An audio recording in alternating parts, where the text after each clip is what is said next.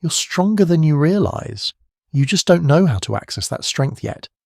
Because every challenge you face contains a lesson.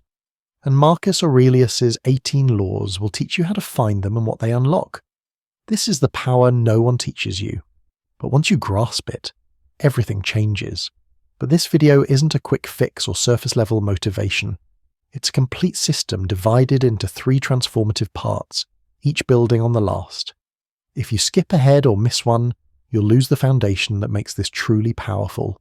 So stay with me, because by the end of all 3 parts, you won't just control your reactions, you'll control your destiny in ways you never imagined. From a young age, you're taught to seek control over everything. Your career, your relationships, your future. But Marcus Aurelius warned us that this is the path to suffering, because most of what we chase is beyond our control. The weather doesn't bend to your will. Other people's opinions can't be forced. Time moves forward whether you're ready or not. And what's most painful about being human is we spend our lives fighting battles we can never win. Most people are warriors in a war with reality itself. Their stress, their anxiety, their anger, all born from trying to control what cannot be controlled. And this is why most people aren't suffering from their circumstances. They're suffering from their resistance to those circumstances. Marcus Aurelius once said, "You have power over your mind, not outside events. Realize this, and you will find strength." But he didn't mean that as philosophy. He meant it as survival. Here's what no one tells you. Freedom doesn't come from controlling the world. It comes from controlling your response to it, not in the moments when everything goes your way, but in the moments when everything falls apart. And Marcus Aurelius's first law of inner power is this one. 1. The obstacle is not in your way. It is the way. Not because challenges are pleasant, but because they're purposeful. Every obstacle you face is an opportunity to practice virtue, to build character, to become who you're meant to be. But most people see obstacles as enemies. They think life is happening to them. Marcus taught that life is happening for you. So when something goes wrong, don't ask, "Why me?" Ask, "What is this teaching me?" That's where real power begins. 2. What disturbs you is not the event, but your opinion about it. This is one of Marcus's sharpest insights. Perception. When someone betrays you, it's not the betrayal that destroys you. It's your story about what it means. When you fail, it's not the failure that breaks you. It's your belief that failure defines you. We suffer not from reality, but from our interpretation of reality. So when you want to master your mind, don't just endure the pain. Change the narrative. Reframe it. 3. You don't control outcomes. You control effort. Marcus didn't believe power came from results. In fact, he saw attachment to outcomes as the root of disappointment. When you pour everything into a project and it fails, when you give your heart and it's rejected, that's not loss, that's data. A person obsessing over results is revealing everything about their fragility. True strength is doing what's right regardless of the outcome. 4. Anger is self-punishment for someone else's mistake. Be wary of the person who stays angry, the one always carrying resentment, always replaying the past. Marcus called this voluntary suffering. Sometimes anger becomes a prison we choose to stay in. The louder the rage, the more power you've given away. Real strength doesn't react, it responds. 5. People don't hurt you intentionally, they hurt you unconsciously. This one changes everything. The pain others cause you, the betrayal, the disrespect, the abandonment, isn't about you, it's about their wounds. Marcus understood that hurt people not as evil but as pattern, a way to release pain they don't know how to hold. So when someone's actions don't make sense, don't assume they're trying to destroy you. Realize they're just trying to survive. And that's what makes forgiveness possible, because their cruelty reveals their suffering. 6. Where you seek approval, you've already lost freedom. This is pure Marcus. He believed that needing validation is slavery. If someone constantly needs praise, they likely fear they're worthless without it. If someone avoids criticism at all costs, they're probably terrified of being exposed. Real peace doesn't need applause. So if you need others to validate your choices, look deeper. Behind the need for approval, you'll often find a person who's forgotten their own voice. Mastering your mind isn't about becoming cold, it's about becoming clear. When someone cuts you off in traffic, you now know it's not personal, it might be desperation. When life doesn't go as planned, it's not punishment, it's redirection. When your mind spirals into worry, it's not weakness, it's a habit that can be broken. Use these laws not to suppress emotion, but to channel it wisely. Because the more clearly you see reality, the less likely you are to be controlled by it. And that's Marcus's secret. He didn't want you to master your mind so you could avoid pain. He wanted you to master it so you could transform pain into power. And if you've ever felt overwhelmed by circumstances beyond your control, if you've ever wished you could stay calm when everything around you is chaos, drop a comment below. Let's talk about the moments when you chose peace over panic. And if this video helped you see control differently, subscribe.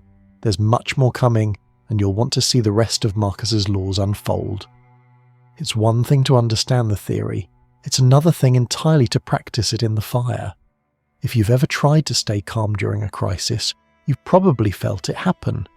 A surge of panic when things go wrong, the way your chest tightens when you're criticized, the anger that rises when you're disrespected. These moments aren't failures, they're tests. And if you know how to respond, you'll begin to understand that mastery isn't about never being triggered. It's about what you do when you are. In part 1, we explored how most suffering comes from trying to control the uncontrollable. But here in part 2, we go deeper into the daily practices that build unshakable strength. Because Marcus Aurelius believed that philosophy without practice is useless. It's not what you know that matters, it's what you do when tested, and the moment you're challenged, your true character reveals itself. 7. Every morning, prepare for difficulty. Let's start here because it's more practical than you think. Marcus began each day the same way. He reminded himself that he would encounter difficult people, that plans would fail, that obstacles would appear. This wasn't pessimism, it was preparation. When you expect perfection, reality breaks you. When you expect resistance, you're already armed. So when you want to master your day, stop being surprised by problems. Instead, tell yourself, today will test me, and I will meet it with calm. 8. When overwhelmed, zoom out. Next time anxiety takes over, practice this. Marcus called it the view from above. Imagine seeing your life from space. Your problems shrink, your worries fade. The promotion you didn't get, the argument you had, the embarrassment you felt, all dust in the cosmos. It isn't about minimizing your pain. It's about perspective. The universe is vast. Your time is short. So ask yourself, will this matter in 5 years? If not, don't give it 5 minutes of suffering. 9. Your morning thoughts set your entire day. There's a pattern most people miss. The first thought you think shapes everything that follows. Marcus knew this. He said, the happiness of your life depends on the quality of your thoughts. So if you wake up dreading the day will feel heavy. If you wake up expecting disaster, disaster will find you. But when you deliberately choose your first thought, when you say, today I will practice patience, today I will be kind, today I am enough, you're not being naive, you're being strategic. Mental discipline begins the second you wake up. 10. Discomfort is growth disguised. This one is subtle but life-changing, and once you see it, you can't unsee it. Marcus believed that comfort breeds weakness. Someone who avoids all challenge will never know their strength. Someone who runs from pain will never find peace. Discomfort is the price of evolution. So when something feels hard, don't interpret it as wrong. See it as signal. Your soul is expanding. Embrace it. 11. The disciplined mind is the only true freedom. Freedom. We chase it everywhere, in wealth, in relationships, in escape. But some people confuse chaos with freedom, and that's a trap. Marcus saw this clearly. When the inner world is disciplined, the outer world becomes irrelevant. If you can control your reactions, you're free no matter where you are.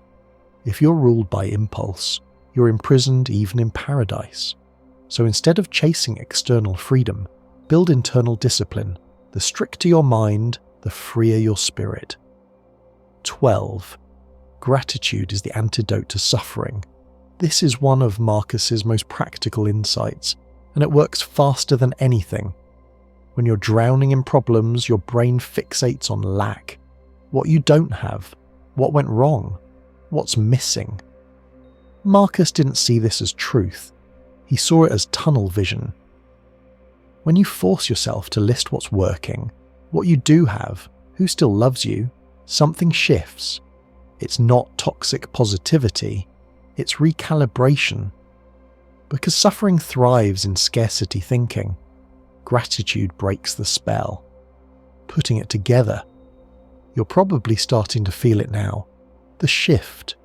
You wake up anxious and remind yourself to prepare for difficulty. You face a setback and zoom out.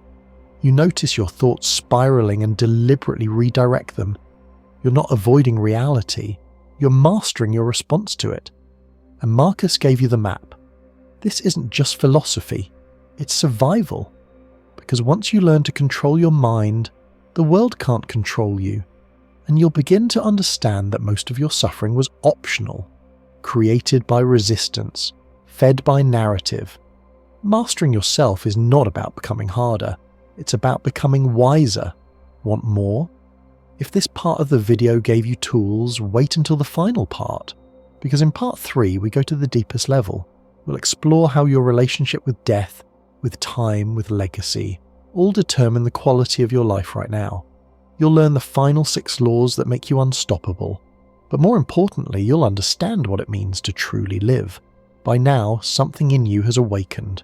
You don't just react to life, you respond with intention, not as a victim, not as a tyrant, but as someone who understands that power isn't about dominating the world, it's about mastering yourself. But we're not done yet, because behind every law is a truth, and behind every truth is a question about what it means to live fully. This final part is about learning to embrace the ultimate reality, death, and how remembering it changes everything. Marcus Aurelius didn't just teach mental discipline, he revealed the secret to a life without regret. Let's finish what we started. 13. You could leave life right now. Let that determine what you do. You might think about death as something distant, something to worry about later. But Marcus believed otherwise. He believed that underneath every wasted day is the illusion of infinite time. A person might say, "I'll start tomorrow." But listen closely. They're not planning. They're postponing. People live as if they're immortal, then justify that delusion with distraction. So when you want to understand your own hesitation, don't just ask what you want. Ask what you're avoiding. Ask what you'd regret if today were your last. This changes everything. It shifts your focus from someday to now. And suddenly your excuses aren't reasons, they're confessions. And when you see that, you stop waiting, you start living. 14. How you spend your days is how you spend your life. Want to truly see your priorities? Don't look at what you say matters. Look at your calendar. Marcus believed that character isn't proven through declarations, it's revealed through actions. If you say family is important but never make time, you're lying. If you claim health matters but neglect your body, you're deceiving yourself. But the person who aligns their time with their values, who protects their hours like they're sacred, who says no to distraction, that's someone who understands. Life isn't found in grand moments, it's built in daily choices. So if you want to master your life, master your days. What you do today is who you become tomorrow. 15. When you fear death, you avoid life. Ever met someone who's always playing it safe? Every risk avoided, every opportunity declined, every chance for growth rejected with maybe later. At first glance, it looks like caution, but Marcus saw through it. He believed that the fear of death often manifests as the fear of living, so people create safety because they cherish it, but because they're terrified of loss. The person who never loved deeply is just afraid of heartbreak. The person who never tried is just afraid of failure. And instead of embracing mortality, they waste their limited time hiding from it. So when you see someone who's too cautious, don't admire their prudence. Ask what they're afraid will happen if they're truly alive. Because sometimes safety isn't wisdom, it's surrender. 16. The person who chases pleasure is running from pain. One of Marcus's boldest truths and one of the hardest to accept is this. People don't always pursue pleasure because they love life. They often pursue it because they're trying to escape emptiness. Distraction is easier than depth. So the person who constantly seeks entertainment, who avoids silence, who fills every moment with noise, isn't just having fun, they're running. Because to sit with yourself, with your thoughts, with your mortality, is to confront what you've been avoiding. But pleasure is just temporary relief. It's the soul saying, I don't want to feel this. If you can see this in others, you become immune to judgment. If you can see this in yourself, you become free. 17. Legacy is built in character, not in monuments. You've heard it said, build something that lasts. But Marcus would say, become someone worth remembering. People chase fame, wealth, buildings with their names on them, thinking that's immortality. Marcus rejected this completely. A person obsessed with legacy is just terrified of being forgotten. Real legacy isn't what you leave behind. It's who you were while you were here. They think they're building for eternity, but really they're just avoiding presence. So if you want to create something meaningful, don't focus on what others will say. Focus on who you're becoming, because character outlives achievements. And behind every desperate grab for recognition is a person who never felt seen. 18. Every moment is a chance to begin again. This is the final law, and it changes everything.